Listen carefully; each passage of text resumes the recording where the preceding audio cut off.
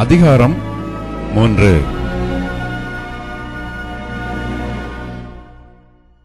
கானான் தேசத்தில் நடந்த சகல யுத்தங்களையும் அறியாதிருந்த இஸ்ரவேலராகிய அனைவரையும் சோதிப்பதற்காகவும் இஸ்ரவேல் புத்திரரின் சந்ததியாரும் அதற்கு முன் யுத்தம் செய்ய அறியாதிருந்தவர்களும் அவைகளை அறியும்படி பழக்குவிப்பதற்காகவும் கர்த்தர் விட்டு வைத்த ஜாதிகள் யாரென்றால், பெலிஸ்தரின் 5 அதிபதிகளும் சகல கானானியரும் சீதோனியரும் பாகால் எர்மோன் துவக்கி ஆமாத்திற்குள் பிரவேசிக்கும் வரைக்கும் லீபனோனின் மலைகளிலே குடியிருக்கிற ஏவியருமே. கர்த்தர் மோசேயை கொண்டு தங்கள் பிதாக்களுக்கு விதித்த கற்பனைகளுக்கு இஸ்ரவேலர் கீழ்ப்படிவார்களோ என்று அறியும்படி இஸ்ரவேலரை அவர்களாலே சோதிப்பதற்காக அவர்கள் விடப்பட்டிருந்தார்கள். இப்படி இஸ்ரவேல் புத்திரர் கானானியர், ஏத்தியர், எமோரியர், பெரிசியர், ஏவியர், எபூசியராகிய இவர்கள் நடுவே குடியிருந்து அவர்களுடைய குமாரத்திகளை விவாகம் பண்ணி தங்களுடைய குமாரத்திகளை அவர்கள் குமாரருக்கு கொடுத்து அவர்கள் தேவர்களை சேவித்தார்கள்.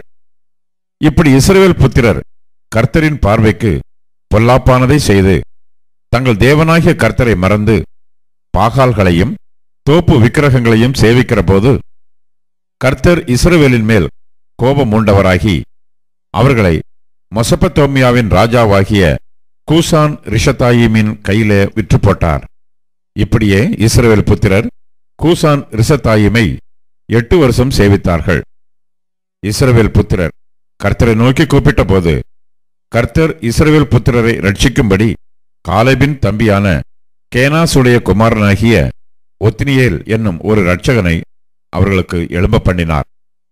அவன் மேல் கர்த்தருடைய ஆவி வந்திருந்ததினால் அவன் இஸ்ரவேலை நியாயம் விசாரித்து யுத்தம் பண்ண புறப்பட்டான்.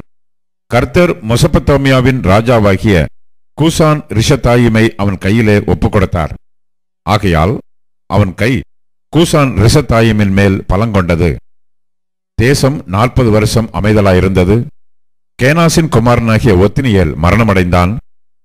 இஸ்ரவேல் புத்திரர் மறுபடியும் கர்த்தரின் பார்வைக்கு பொல்லாப்பானதை செய்தார்கள்.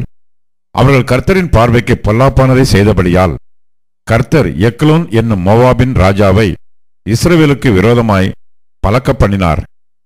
அவன் அம்மோன் புத்திரரையும் அமலேக்கியரையும் கூட்டிக் கொண்டு வந்து இஸ்ரவேலை முறிய அடித்தான். பேரிச்ச மரங்களின் பட்டணத்தையும் பிடித்தான்.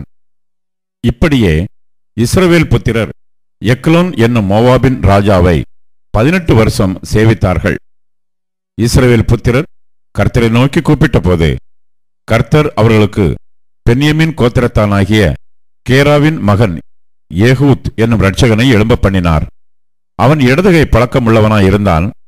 அவன் கையிலே இஸ்ரவேல் புத்திரர் மோவாபின் ராஜாவாகிய எக்லோனுக்கு காணிக்கை அனுப்பினார்கள்.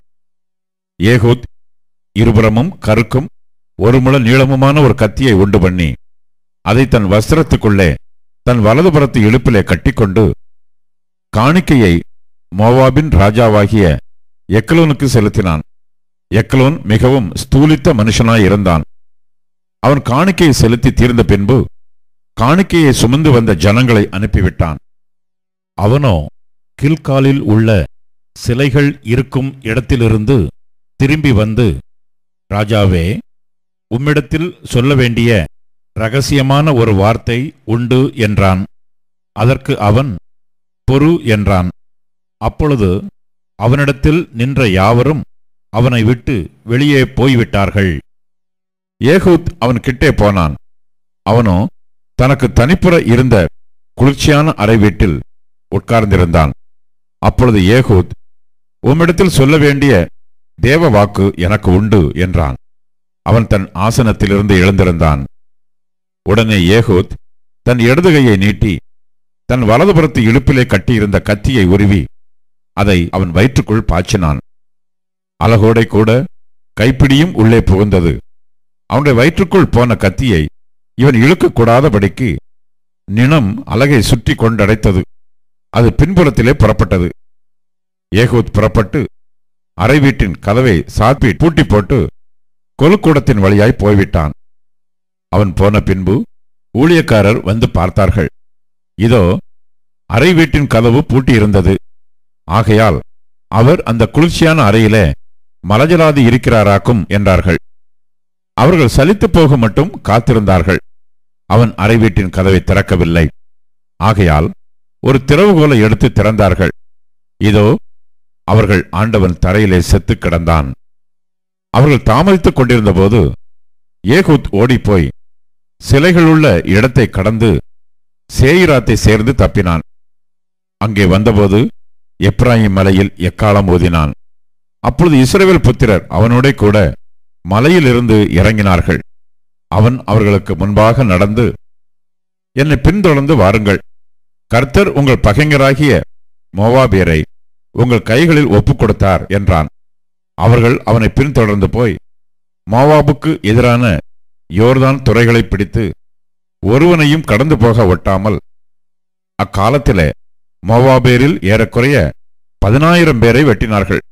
அவர்கள் எல்லாரும் புஷ்டியுள்ளவர்களும் பராக்கிரமசாலிகளுமாய் இருந்தார்கள். அவர்களில் ஒருவனும் தப்பவில்லை. இப்படியே அந்நாளிலே மோவாப் இஸ்ரவேலுடைய கையின் கீழ் தாழ்த்தப்பட்டது. அதனாலே தேசம் 80 வருஷம் அமைதலாயிருந்தது. அவனுக்கு பிற்பாடு ஆனாத்தின் குமாரன் சம்கார் எழும்பினான். அவன் பெலிஸ்தரில் 600 பேரை ஒரு தாற்றுக்கோலால் முறிய அடித்தான். அவனும் இஸ்ரவேலை ரட்சித்தான்.